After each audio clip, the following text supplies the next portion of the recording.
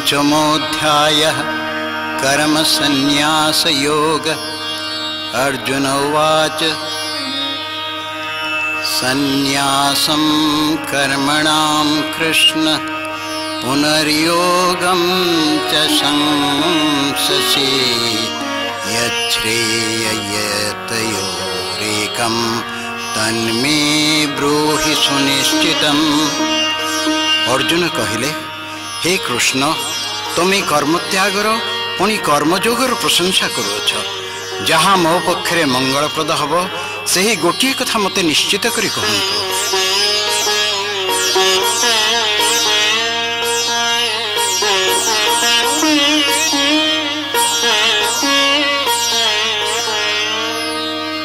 श्री भगवान उवाच सन्न्यासः कर्मयोगश्च निःश्रेयसकरावुभौ तयोस्तु कर्मसन्न्यासात् कर्मयोगो विशिष्यते।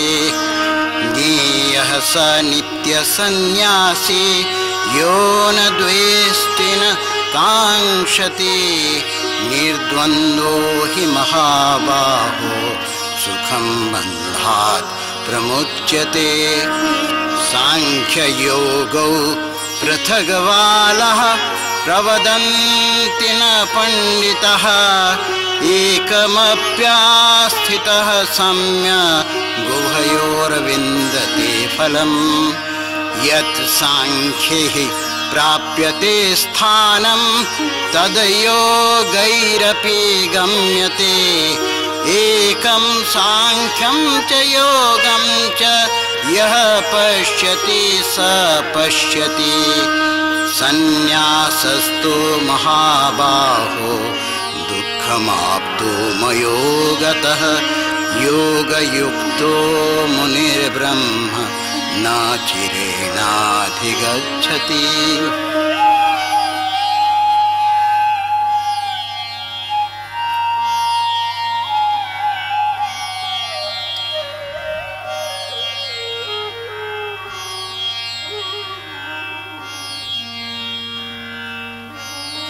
श्री कृष्ण कहिले, कर्म त्याग और कर्म योग उभय मुख्यदायक अटंती, किंतु ये दुहिंक मध्यरे कर्म त्याग अपेक्षा कर्म योग श्रेष्ठ अटे। हे अर्जुन, जे द्वेष करती नाही, जे चिर सन्यासी, जेहेतु राग द्वेष आदि द्वंद्व शून्य व्यक्ति जन्म मरण रूप संसार बंधन सहजरे मुक्त होती। अज्ञानी माने सन्यास योग और कर्म योग पृथक बोली कहते, किंतु विज्ञ लोक माने एपरी कहते नहीं। ये दुईटर कौन सी गोटिकर संपूर्ण रूपे आश्रय कले दुहिंकर मुख्य रूप फल लाभ हुए।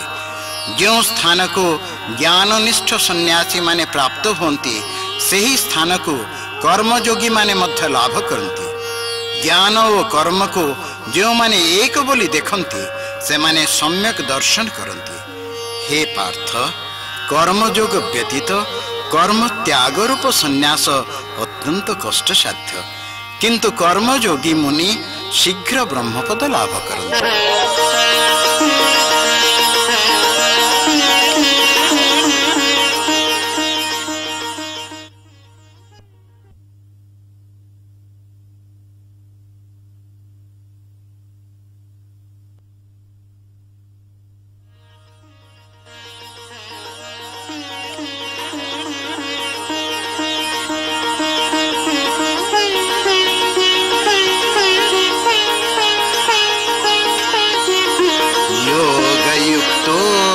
विशुद्धात्मा विजितात्मा जितेन्द्रियः सर्वभूतात्मा भूतात्मा कुर्वन्नपि न लिप्यते। नैव किंचित् करोमीति युक्तो मन्येत तत्त्ववित् पश्यन् शृण्वन् स्पृशन् जिघ्रन्नस्नन् गच्छन् स्वपन श्वसन् प्रलपन् विसृजन् गृह्णन् मिशन्नपि इन्द्रियाणीन्द्रियार्थेषु वर्तन्ते इति धारयन्।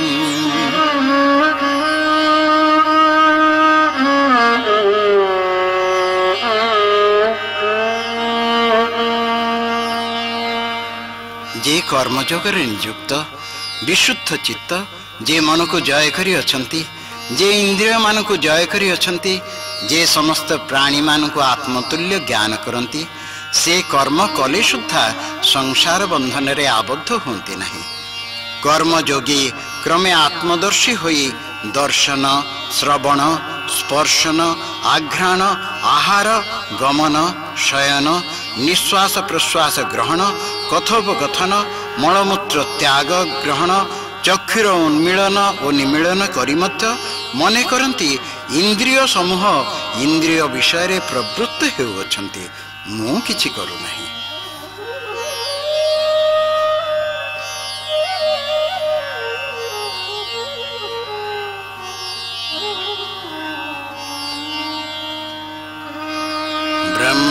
ब्रह्मण्याधाय कर्माणि संगं त्यक्त्वा करोति यः लिप्यते न स पापेन पद्मपत्रमिवाम्भसा कायेन मनसा बुद्ध्या केवल्यैरिन्द्रियैरपि योगिनः कर्म कुर्वन्ति संगं त्यक्त्वात्मशुद्धये युक्तः कर्मफलं त्यक्त्वा शान्तिमाप्नोति नैष्ठिकीम् अयुक्तः कामकारेण फले सक्तो निबध्यते।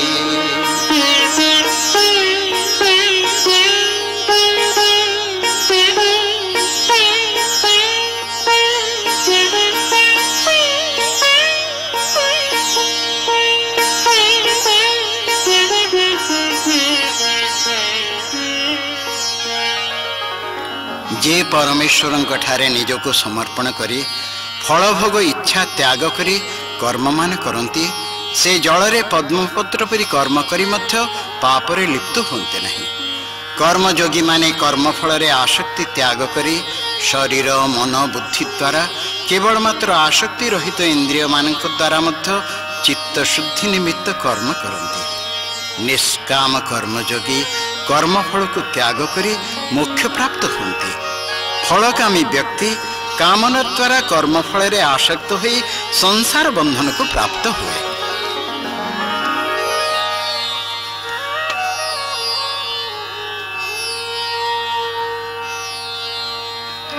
सर्वकर्माणि मनसा संन्यस्यास्ते सुखं वशे नवद्वारे पुरे देहि नैव कुर्वन्न कारयन् न कर्तृत्वं न कर्माणि लोकस्य सृजति प्रभुः न कर्मफल संयोगं स्वभावस्तु प्रवर्तते नादत्ते कस्यचित् पापं न चैव सुकृतं विभुः अज्ञानेनावृतं ज्ञानं तेन मोह्यन्ति जन्तवः।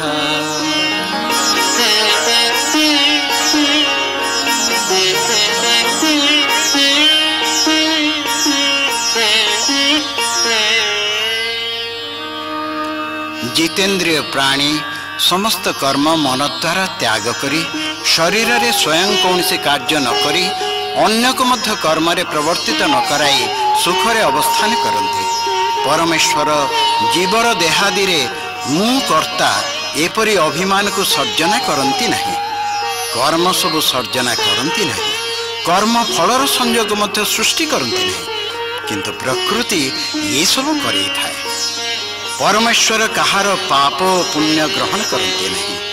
अज्ञान द्वारा जीवर ज्ञान आवृत्त, सेथिपाई जीव सबु मोह प्राप्त होते।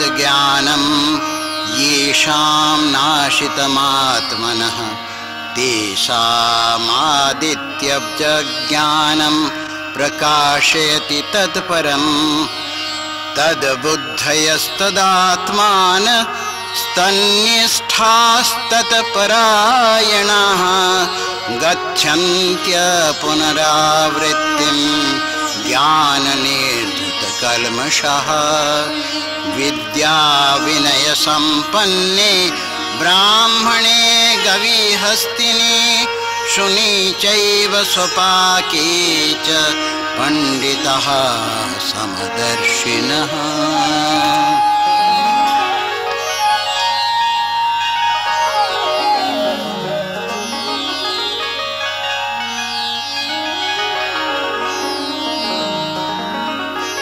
किंतु आत्मज्ञान अर्थात भगवत ज्ञान द्वारा जो मानकर सही अज्ञान विनष्ट होइछि सेमानकर सही ज्ञान तमोनाशकारी सूर्यंक परि परिपूर्ण परमेश्वर स्वरूप को प्रकाश करे।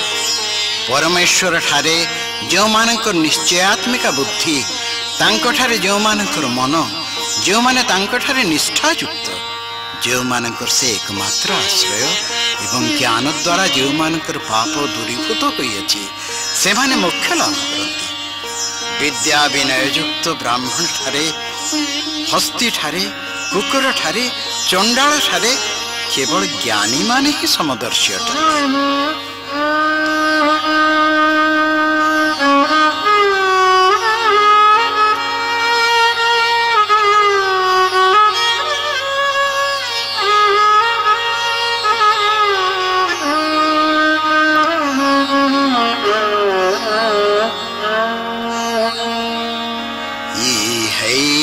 तैर्जितः सर्गो येषां साम्य स्थितं मनः निर्दोषं हि समं ब्रह्म तस्माद् ब्रह्मणि ते स्थितः न प्रहृष्येत् प्रियं प्राप्य नो द्विजेत् प्राप्य चाप्रियं स्थिरबुद्धि रसमूढो ब्रह्मविद् ब्रह्मणि स्थितः बाह्यस्पर्शेषु सक्तात्मा विन्द्यत्यात्मनि यत् सुखं स ब्रह्मयोगयुक्तात्मा सुखमक्षयमश्नुते।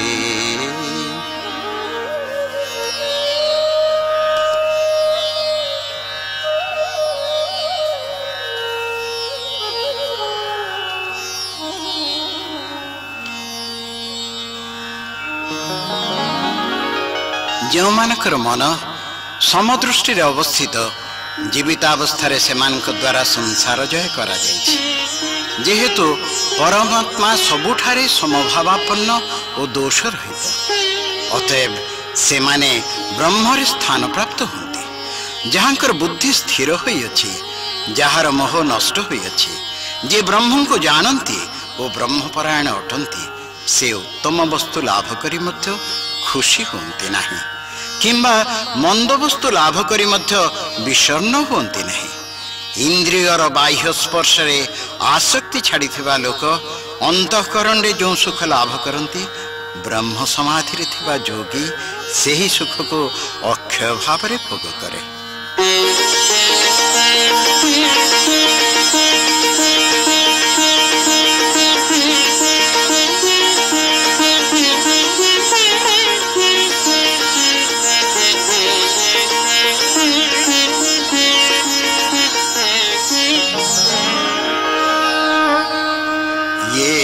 संस्पर्शजा भोगा दुःखयो नयेवते आद्यान्तवन्तः कौन्तेय न तेषु रमते बुधः शक्नोति हैव यः सोढुं प्राक्शरीर विमोक्षणात् कामक्रोधोद्भवं वेगं सयुक्तः स सुखी नरः योऽन्तः सुखोऽन्तरारामस्तु तथान्त ज्योतिरेव यः स योगी ब्रह्मनिर्वाणं ब्रह्मभूतोऽधिगच्छति।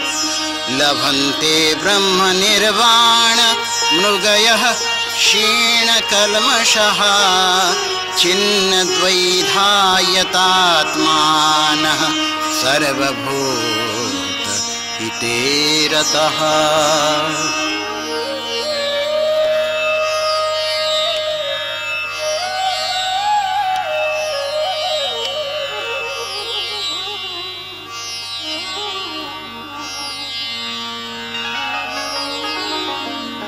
हे अर्जुन, जो सुख सब विषय जात से सब दुखर कारण, तेणु ज्ञानी माने एथिरे आसक्त होती नहीं। जे देह त्यागर पूर्व पर्यंत यही देहरे काम और क्रोधरु जात प्रबल उत्तेजना सह्य करने को समर्थ होती, सेही मनुष्य समत्व प्राप्त हुई अछंती। से ही यथार्थरे सुखी। जे आत्मारे सुख अनुभव करती, आत्मारे आनंद अनुभव करती, सेही परि जे अंतरात्मारे दृष्टि निबद्ध करिथांती, सेही केवल योगी ब्रह्मरे अवस्थित होई ब्रह्मरे ही लय प्राप्त होती। निष्पाप संशय विहीन संयत चित्त एवं सबु प्राणी मानकर मंगल रे रत थिबा मुनि माने मोक्ष प्राप्त होती।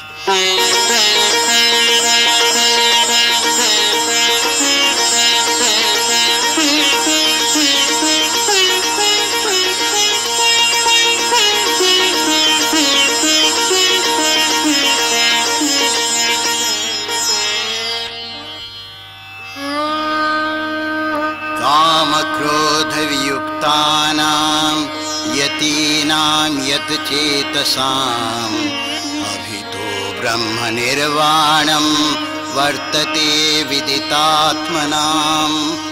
स्पर्शान् कृत्वा बहिर्बाह्यांश्चक्षुश्चैवान्तरे भ्रवोः प्राणापानौ समो कृत्वा नासाभ्यन्तरचारिणौ यतेन्द्रियमनोबुद्धि मुनिर्मोक्षपरायणः विगतेच्छा भयक्रोधो यः सदा मुक्त एव स भोक्तारं यज्ञतपसां सर्वलोकमहेश्वरम् सुहृदं सर्वभूतानां ज्ञात्वा मां शान्तिमृच्छति।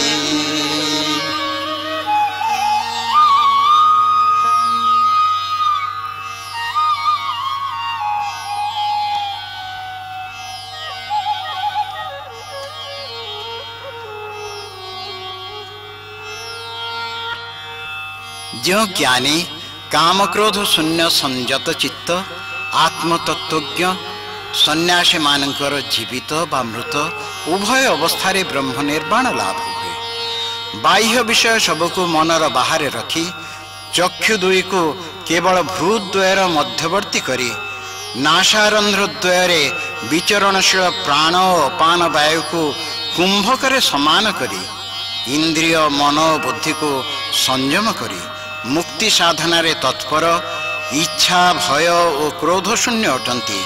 से जीवितावस्था सुधा सर्वदा मुक्त थांती। यज्ञ और तपस्यार पालक रूपे समस्त संसार महान ईश्वर रूपे समस्त प्राणी उपकारक अंतर्यामी रूपे मोते जानिले मनुष्य माने मो कृपारो शांति मोक्ष लाभ करती।